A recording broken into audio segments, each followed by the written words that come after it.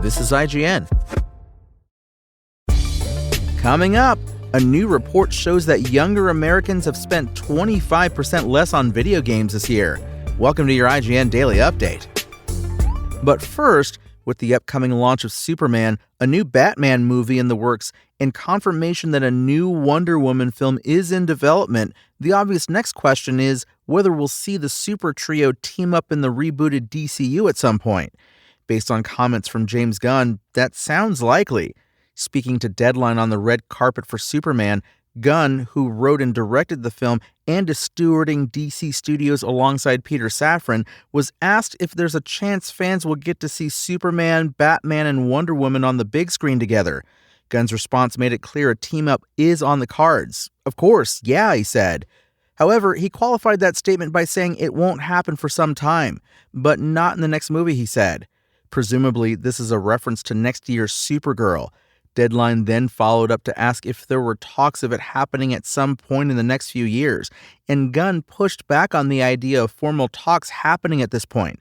You have to remember that all this stuff is talks in my head, he said.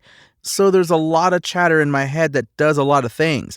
The DCU chatter is in my head, not talks. Clearly, Gunn is mentally at least preparing for all three characters to join forces eventually, but when that happens is anyone's guess.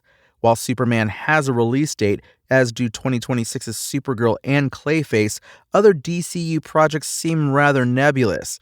Chief among them is Batman, which Gunn himself recently called my biggest issue in all of DC right now.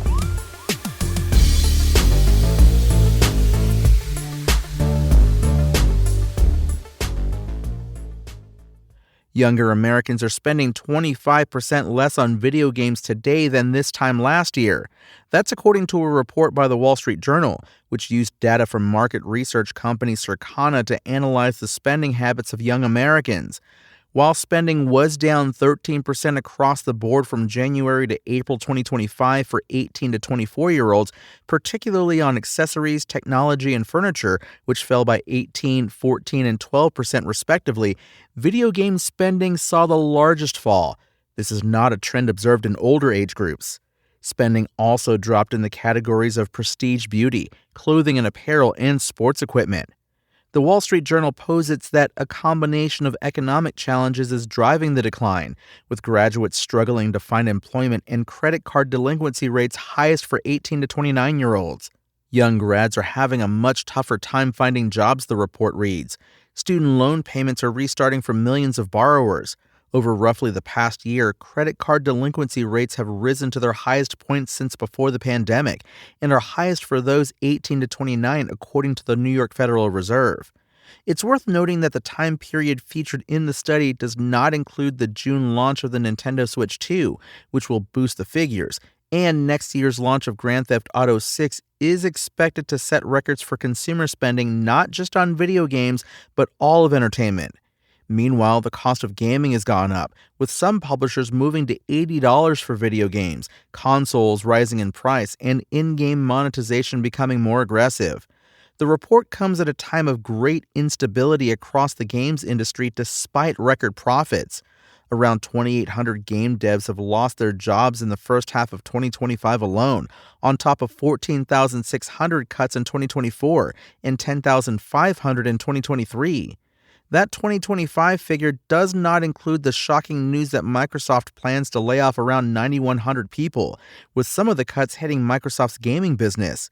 It laid off 1,900 staff in January 2024, then made further cuts just a few months later when it closed Redfall developer Arcane Austin and Hi-Fi Rush developer Tango Gameworks.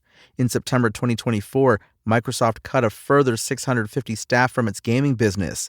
And in May this year, Microsoft cut an eye-watering 6,000 staff, or 3% of its entire workforce. That's your IGN Daily Update.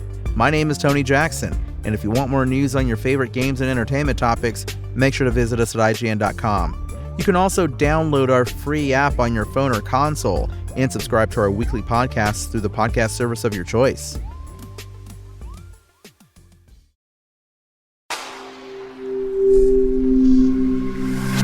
SpokenLayer.